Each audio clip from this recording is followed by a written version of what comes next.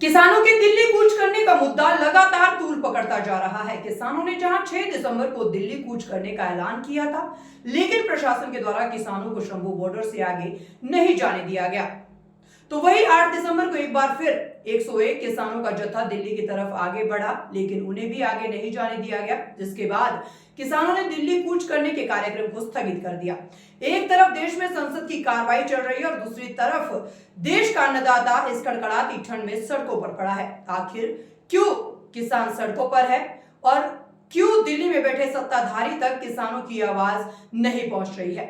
आइए जानते हैं हमारी इस खास रिपोर्ट में।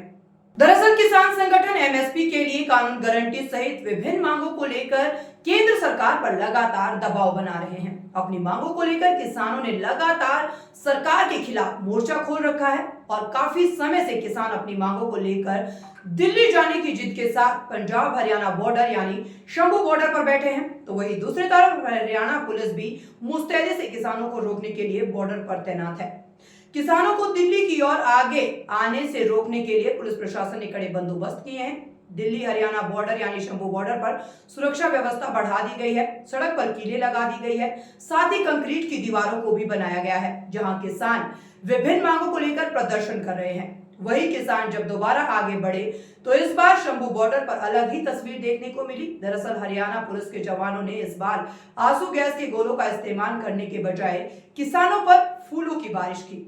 हरियाणा पुलिस के जवानों ने बैरिकेडिंग वाली जगह पर ऊंचाई पर चढ़कर नीचे खड़े किसानों पर फूल बरसाने शुरू कर दिए। हरियाणा पुलिस की इस नायाब पहल से वहां पर प्रदर्शन कर रहे किसानों को भी हैरान कर दिया। किसी को समझ में ही नहीं आ रहा था कि अचानक पुलिस का हृदय परिवर्तन कैसे हो गया, लेकिन पुलिस लगातार आंदोलनकारियों पर पुष्प वर्षा करती रही।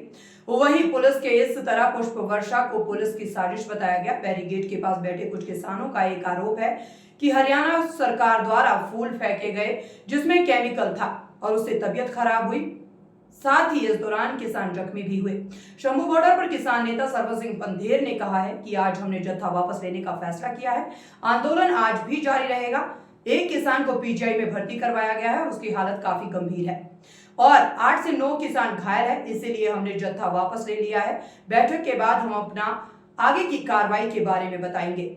बहरहाल पिछले कई महीनों से किसान अपनी मांगों को लेकर प्रदर्शन कर रहे हैं। किसानों की मुख्य मांग एमएसपी के लिए कानूनी गारंटी लागू करना, इसके साथ ही किसान आंदोलन के दौरान किसानों पर हुए मुकदमों को वापस लेना और हर फसल को एमएसपी पर खरीदना, ये कुछ मांगे हैं। अब देखना ये होगा कि हमारे अन्नदाताओं की मांगों पर सरकार कब संज्ञान लेती है और किसानों की मांगे कब पूरी हो पाती है।